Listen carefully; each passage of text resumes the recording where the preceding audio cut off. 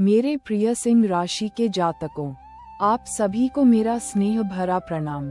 आज इस प्रातः बेला में हम अतीत के पन्नों को पलटेंगे और वर्ष 2008 के उस समय की ऊर्जा को महसूस करेंगे जब आपके जीवन में ग्रहों की चाल ने कुछ अनोखी गाथाएं लिखी थीं।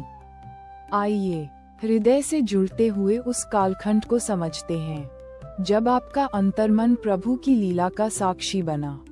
स्मरण कीजिए, वर्ष 2008 में आपके लग्न स्थान में शनि देव की उपस्थिति ने आपको अनुशासन और कर्मठता का पाठ पढ़ाया। साथ ही केतु महाराज वहीं विराजमान होकर स्वयं को समझने की गहन इच्छा जगा रहे थे।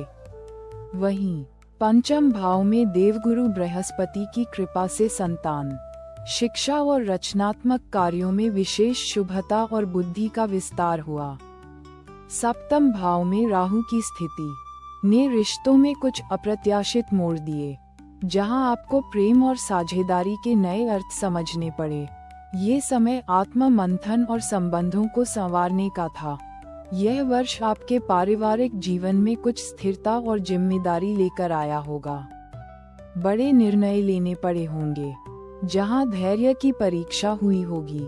कार्यक्षेत्र और आर्थिक मोर्चे पर शनि की उपस्थिति ने आपको कठिन परिश्रम का फल दिया, लेकिन शायद थोड़ी देर से आपने मेहनत की नींव पर ही अपनी सफलता की इमारत खड़ी की होगी। स्वास्थ्य के प्रति सचेत रहने की आवश्यकता रही होगी, खासकर मानसिक शांति बनाए रखने की। प्रेम संबंधों में राहु के प्रभाव से कुछ भ्रम या अप्रत्याशित घटनाएं घटित हो सकती थीं, जहां पारदर्शिता और ईमानदारी ही कुंजी रही। वहीं जो लोग संतान प्राप्ति की इच्छा रखते थे या जिनकी संतान थी, उनके लिए बृहस्पति की कृपा एक विशेष आशीर्वाद बनकर आई होगी। शिक्षा और उनके विकास में सकारात्मकता रही। आइए एक छोटी सी प्रतीकात्मक कथा सुने। एक पर्वत पर एक छोटा सा झरना था, जो वर्षों से पत्थरों से टकराकर बहता रहा। वर्ष 2008 उस झरने के लिए ऐसा ही था।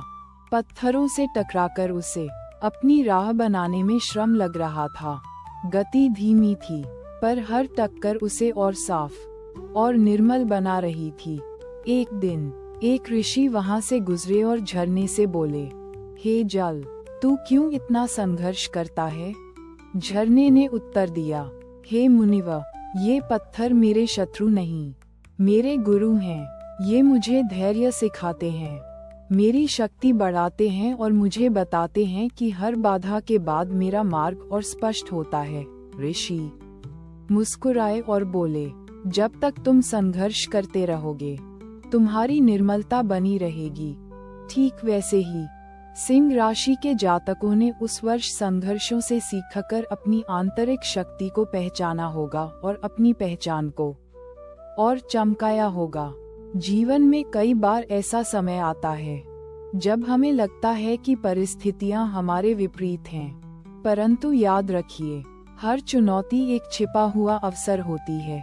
जैसे मिट्टी में दबा बीज संघर्ष करके ही विशाल वृक्ष बनता है, वैसे ही हमारे जीवन की कठिनाइयां हमें भीतर से और मजबूत बनाती हैं। ईश्वर की योजना में कोई भी घटना व्यर्थ नहीं होती। हर अनुभव हमें कुछ सिखाता है और हमारी आत्मा को परिष्कृत करता है।